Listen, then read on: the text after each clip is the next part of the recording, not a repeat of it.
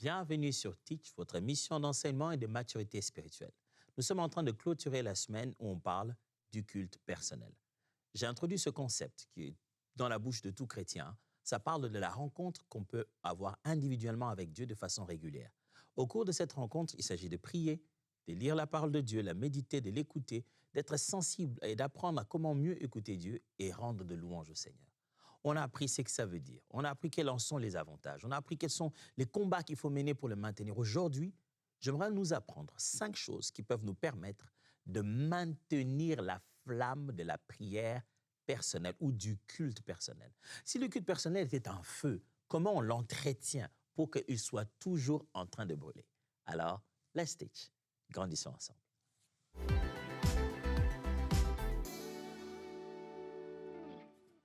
Le feu du culte personnel est au centre, est au cœur d'une vie chrétienne efficace. Un chrétien qui n'a pas le temps avec Dieu ne peut pas faire long feu.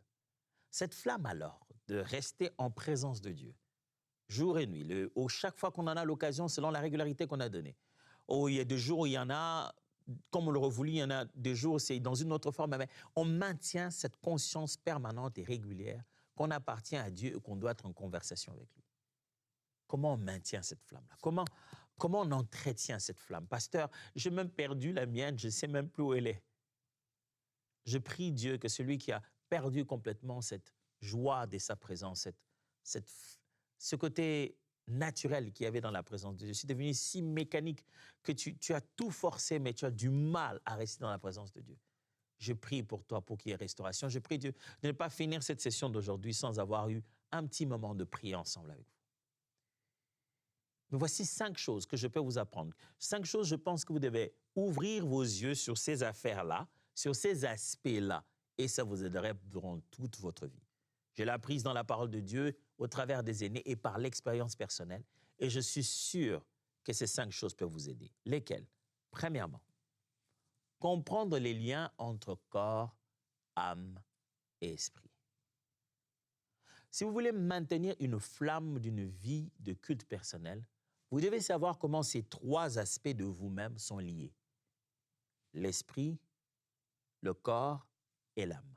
Ces 3 aspects de vous sont en corrélation. Ça signifie ceci.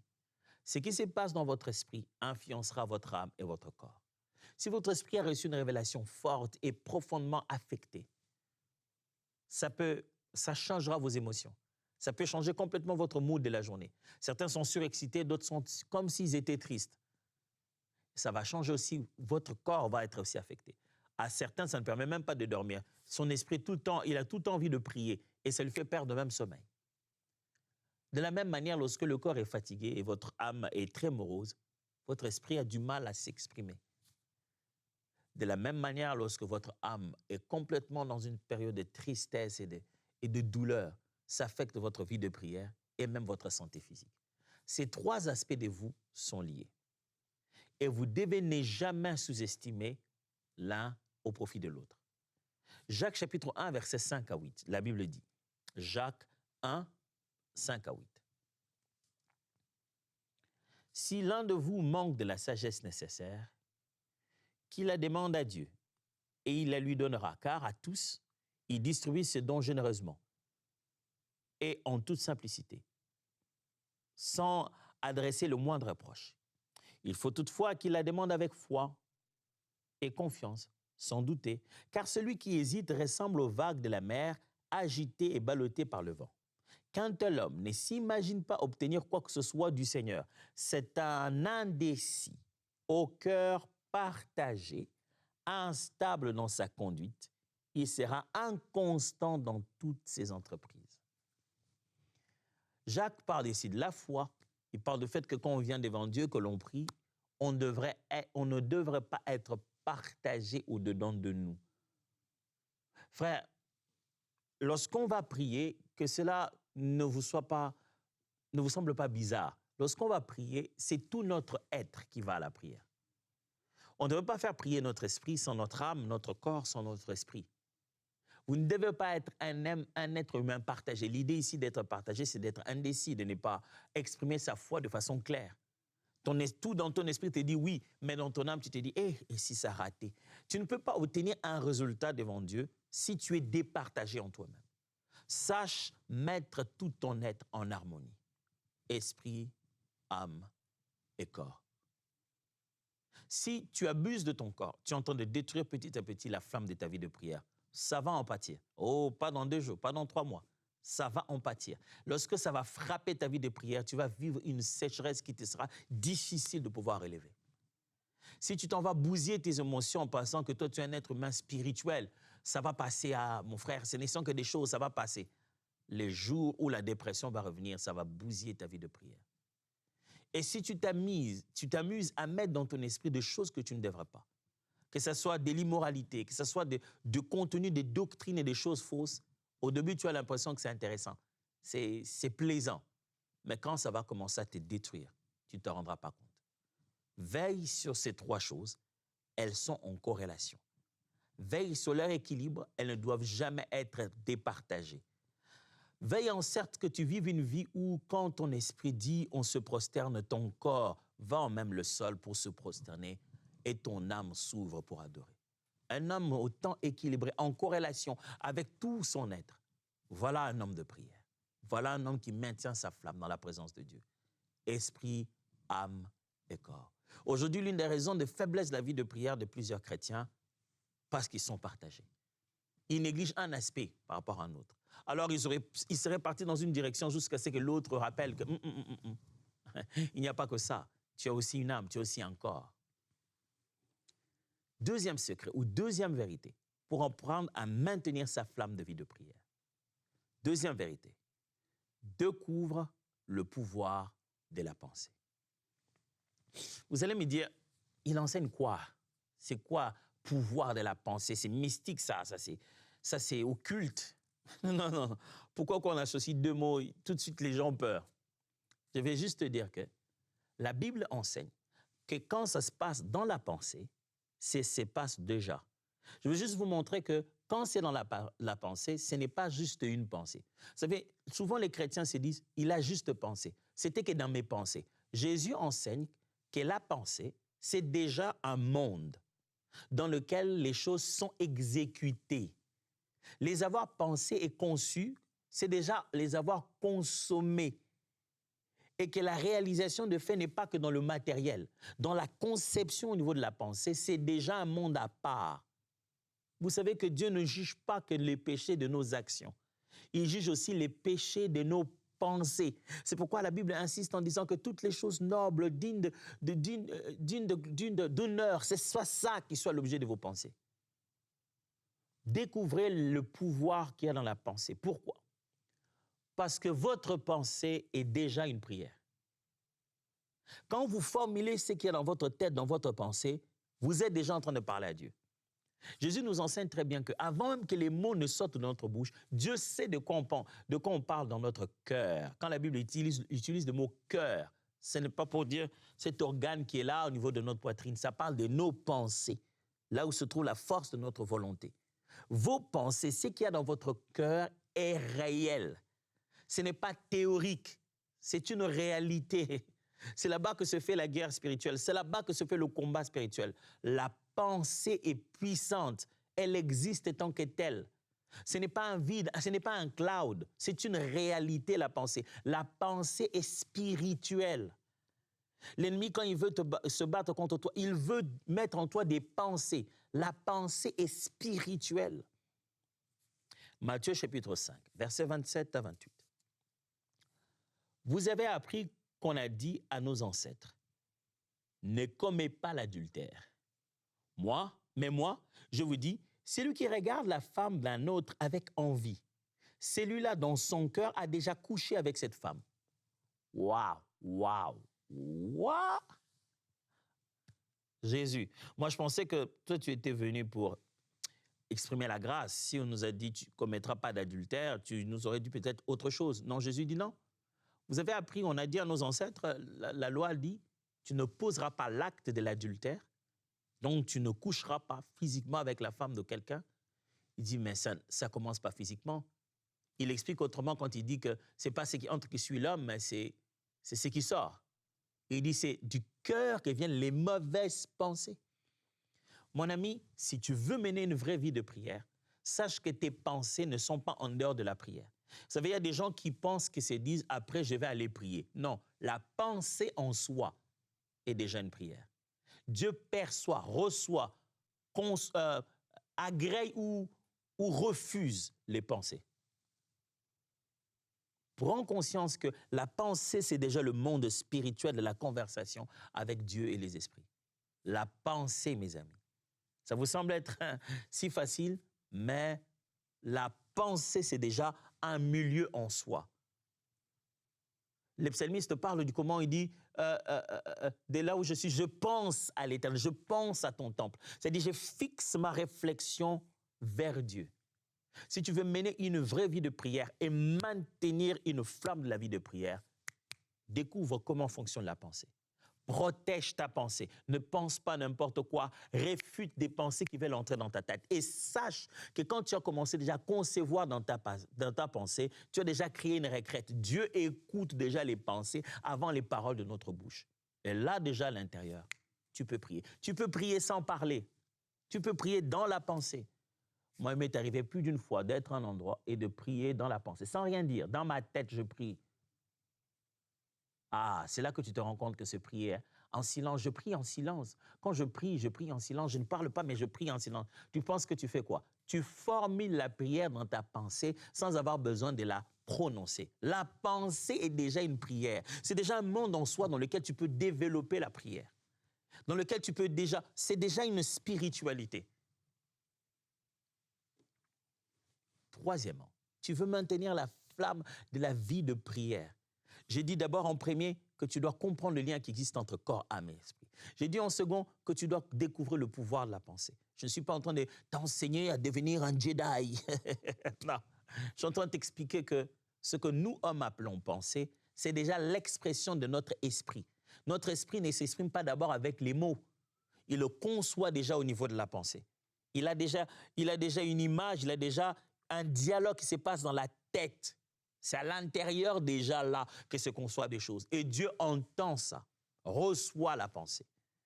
Et tu peux donc à ce niveau-là apprendre à prier et apprendre à protéger cette étape, cet environnement, parce que c'est là que l'ennemi tentera de pouvoir t'infecter et t'empêcher de mener une vraie vie de prière. Et donc troisièmement, sache utiliser l'imagination. Mais qu'est-ce qu'il a aujourd'hui, le pasteur Adams? Je suis en train de vous apprendre comment maintenir une vraie vie de prière et garder cette flamme pour toujours. Je suis en train d'utiliser des termes ici que les chrétiens utilisent très peu ou pas souvent, ou ils préfèrent d'autres termes à la place de celui-ci. Mais j'ai voulu utiliser ce terme ici parce que c'est le terme plus commun. Et ce que nous utilisons est tellement entouré de théologie que ça devient de la connaissance théorique. Quand je vous ai parlé tout à l'heure du pouvoir de découvrir que notre pensée est un pouvoir en réalité, c'est déjà un monde dans lequel on réfléchit. Vous aurez préféré que je vous dise protégez votre cœur plus que tout, n'est-ce pas?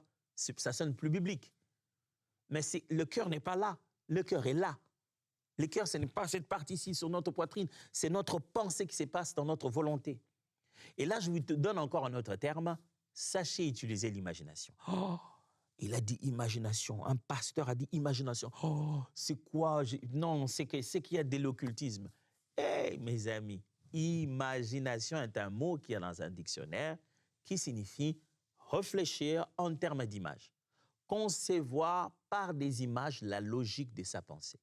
Qu'est-ce que ça signifie? Ça signifie que Dieu nous a donné une capacité que lui a de pouvoir créer une image dans notre esprit, mentalement, avant de la toucher. C'est par imagination qu'on peut voir un espace et se dire une maison à 2 chambres, salon, bâtie comme ça. L'espace est vide, mais dans la tête, on y a construit quelque chose. C'est un don de Dieu de créer et de manipuler les images sans avoir besoin de les toucher avec nos mains.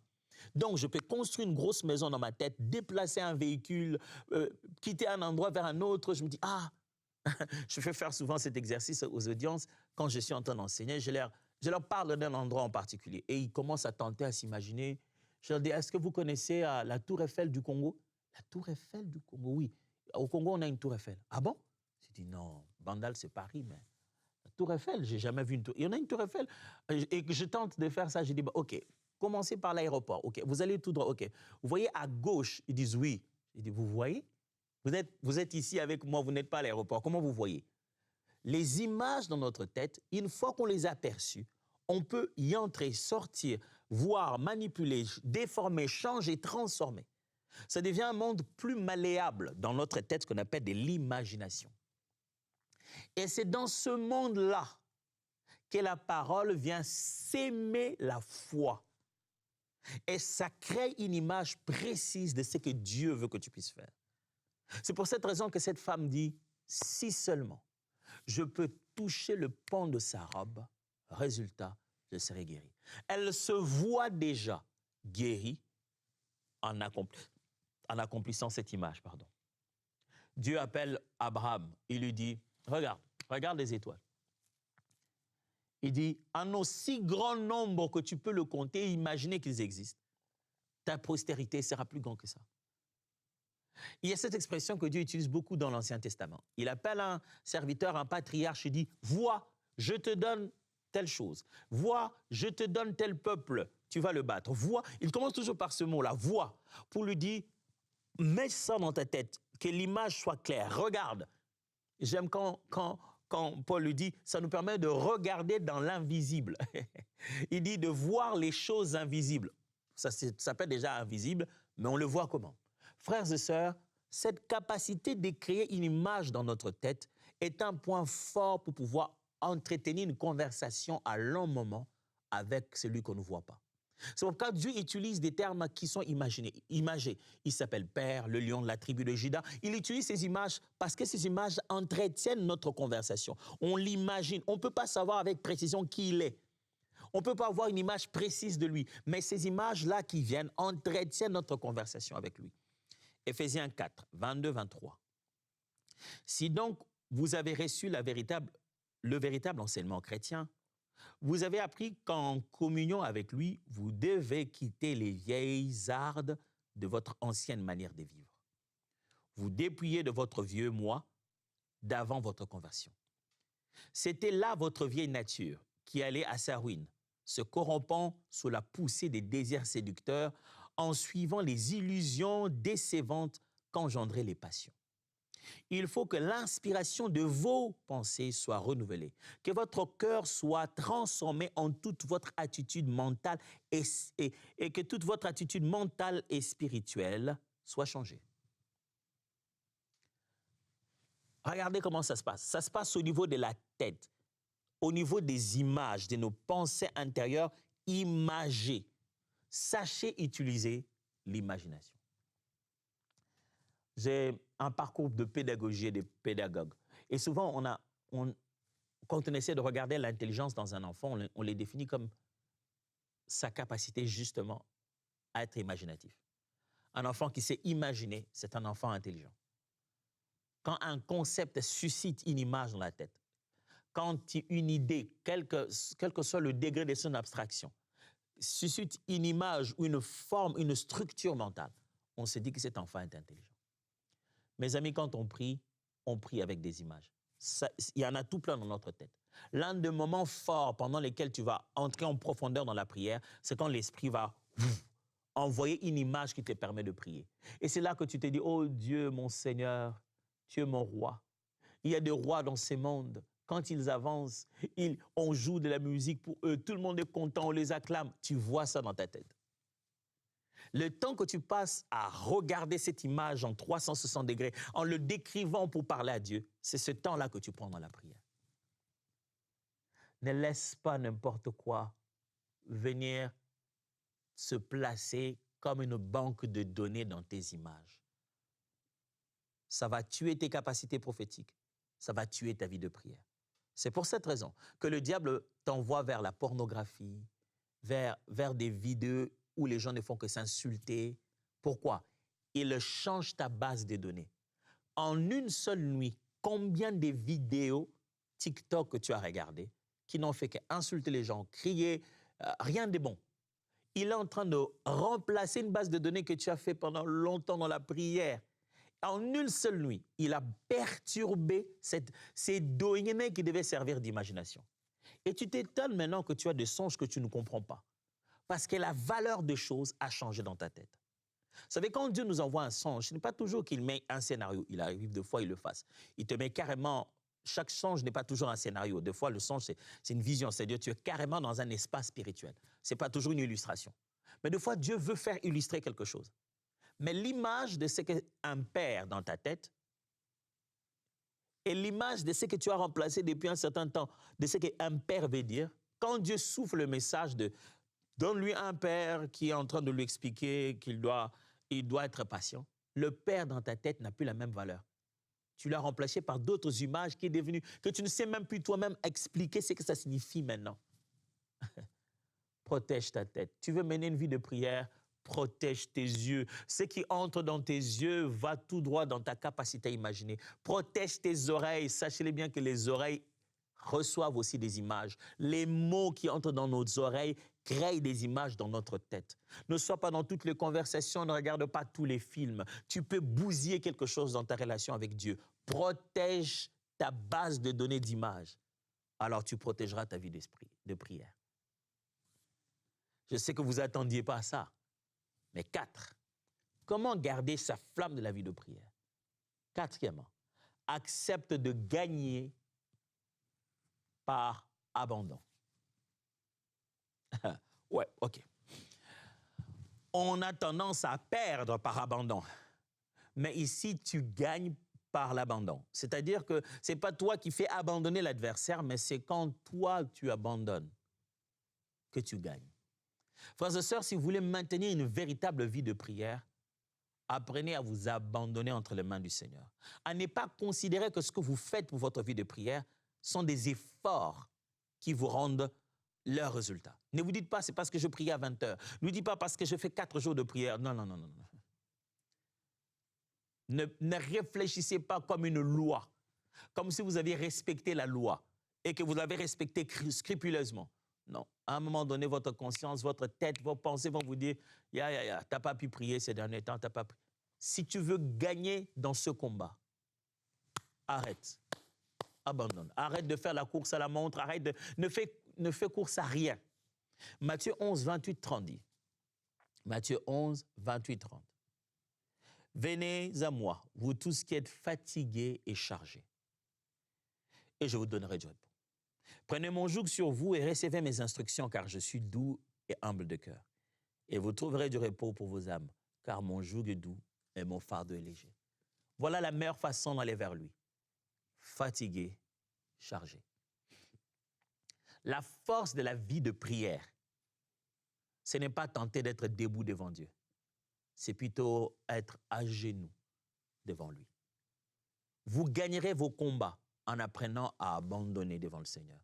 Ne tentez pas d'être fort devant Dieu. Devant lui, soyez ce que vous êtes. C'est seulement quand il vous envoie que vous devez exprimer sa force où vous devez l'exprimer. Dans ma vie, j'ai dû me battre contre certains péchés que je voulais à tout prix abandonner. Je me suis dit, Seigneur, je ne veux plus de ça dans ma vie. J'ai jeûné, j'ai prié, j'ai tout fait. J'ai tout fait. J'étais en retraite, je suis sorti. Seigneur, comment j'y reviens toujours? Un jour, pendant que je priais désespéré, le Seigneur a fait passer ça clairement dans mon cœur. Il m'a dit, quand est-ce que tu vas arrêter? J'ai dit, Seigneur, je cherche ma délivrance. Tu me parles d'arrêter. Il a dit, oui, parce que tu voudrais qu'à la fin, ça soit toi qui aies fourni tellement d'efforts que tu as réussi à t'en débarrasser. Je dis, mais oui, mais Seigneur, j'ai besoin de m'en débarrasser. Il a dit, c'est de quoi tu t'es débarrassé? Tu t'es vraiment débarrassé ou c'est parti comme ça? Je dis, oui, le jour où j'ai donné ma vie au Seigneur, des choses qui sont parties. Même ça, c'était parti. Je ne sais pas comment c'est revenu. Elle dit, quand tu abandonneras et tu demanderas de l'aide, alors je t'aiderai. Je dis, mais Seigneur, c'est ce que je fais tout le temps dans la prière. Il me dit, non, tout le temps dans la prière, tu essaies de me dire que parce que tu as prié, je dois te libérer. Mais si tu me dis, parce que tu ne peux plus rien faire, je te secourrai. Et je vous assure, mes amis, aussi fou que ça peut sembler, je n'ai plus gêné, je n'ai plus veillé pour ça. J'ai juste humblement commencé à dire à Dieu, tu sais, je ne pourrais rien faire sans toi. Et je suis sorti de là, je me suis réveillé un matin en me disant, mais qu'est-ce qui a fait que ce qui semblait être une guerre en moi a disparu? Frère, ce n'est pas en vain quand il dit, venez à moi, vous tous qui êtes fatigués. Si tu veux apprendre à mener une vraie vie de prière, ne va pas en guerrier devant Dieu, comme quelqu'un qui se suffit, qui connaît son affaire de prière. Va plutôt en enfant, va plutôt en bébé, va plutôt en abandonnant tout. C'est comme ça que tu maintiendras ta vie de prière. Quand tu lui montres combien tu as soif, tu as besoin de lui ardemment, comment sans lui tu ne peux rien faire. La cinquième des vérités, le dernier élément pour maintenir sa flamme de prière, c'est il faut collecter la flamme chez les autres. La vie de prière n'est pas seulement entretenue par nous-mêmes. Quelquefois, on a besoin de prendre notre bois, d'aller le mettre dans le feu, dans ce grand foyer de feu qui est fait dans l'assemblée et d'être allumé. Si tu veux mener une vraie vie de culte personnel, il faut que tu apprennes à assister, à participer au culte collectif. Pas seulement en ligne. Va dans une assemblée. Va là où les gens prient, là où les gens cherchent la face de Dieu. Va dans un temps de prière, va dans une nuit de prière, va dans une retraite. Ce temps de feu collectif allumera davantage ton feu personnel. Éphésiens 5, 18-19. C'est la voie qui mène à une vie de plénitude. Ne cherchez pas l'ivresse que produit le vin. Cela mène à une vie déréglée, au libertinage et à la perdition. Mais buvez à longs traits à la coupe de l'Esprit. Laissez-vous constamment à nouveau remplir par le Saint-Esprit et cherchons en lui votre plénitude. Comment? Que votre joie déborde dans vos entretiens fraternels, qu'elle s'exprime par le chant des psaumes, d'hymnes et des cantiques inspirés. De tout votre être, chantez, jouez pour Dieu, et que du secret de votre cœur, une musique s'élève sans cesse vers lui. Il y vient de votre joie débordante dans vos entretiens fraternels. La communion fraternelle, le temps de prière d'ensemble, chanter ensemble, danser ensemble, ce n'est pas une folie. Mon frère, quand on dit dansons à l'église, c'est ça qui va entretenir ta vie spirituelle seule. Quand on dit prions à l'église, quand le modérateur dit lèvons nos mains, il n'essaye pas de te commander. Ces petits exercices, ces petits temps ensemble, quand le prédicateur dit une chose, ces petits temps qu'on passe ensemble, ce culte-là, ça alimentera aussi ta vie de prière personnelle. J'avais promis une chose. J'ai dit qu'avant de finir aujourd'hui, il fallait vraiment qu'on prie. Prions. Je prie pour tous ceux qui passent un temps de vie de prière rempli de sécheresse. De là où je suis, je prie et je peux le sentir. Combien de gens vivent de la sécheresse dans leur vie de prière? Je prie pour que le Saint-Esprit t'arrose. Alléluia. Ça va venir comme une rosée au début. Le matin, tu vas être plus frais jusqu'à ce que ça va devenir une pluie. Je prie que la soif, le désir de la présence de Dieu revienne en toi progressivement, comme un téléchargement. Que la joie de ton salut te soit redonnée. Je prie pour un réveil spirituel au nom de Jésus. Serviteur de Dieu, servante de Dieu, regarde comment l'œuvre t'a séché. À force de travailler, à force de donner, tu n'as plus le temps de te ressourcer. Je prie que le Seigneur t'arrose à nouveau et que ta vie de prière d'un enfant de Dieu soit restaurée et réparée. Au nom puissant de Jésus. Amen. Je rends grâce à Dieu pour cette semaine et j'espère qu'elle a été vraiment une semaine d'exaucement, cette semaine que vous attendiez, celle dont vous aviez besoin pour vous maintenir dans la présence de Dieu. J'ai dit merci à tous les partenaires qui rendent ces programmes comme celui-ci possibles. Merci pour vos contributions et vos dons. Et vous savez que c'est déjà devenu une habitude. J'ai appris à vous dire merci. J'ai appris à encourager d'autres qui n'ont pas nécessairement encore commencé à devenir partenaires, à nous rejoindre. Merci pour vos efforts, vos prières, vos dons et vos contributions. Merci pour tous ces partenaires qui honorent leurs engagements malgré la forme du mois, malgré ce par quoi ils passent. Les Seigneurs envoient toujours de quoi le nourrir, de quoi donner. Et si vous vous êtes toujours demandé comment je ferai moi pour donner, que ce soit spontanément, une fois ou que ce soit régulièrement, qui est notre vœu le plus cher, vous pouvez aller sur emcitv.com/don ou scanner simplement ce QR code, aller sur ce formulaire, donnez ce que Dieu vous a donné. Partagez avec nous ce que vous avez pour permettre à cette œuvre d'évoluer. Dieu vous bénisse et à la semaine prochaine. Let's teach 32 centimes.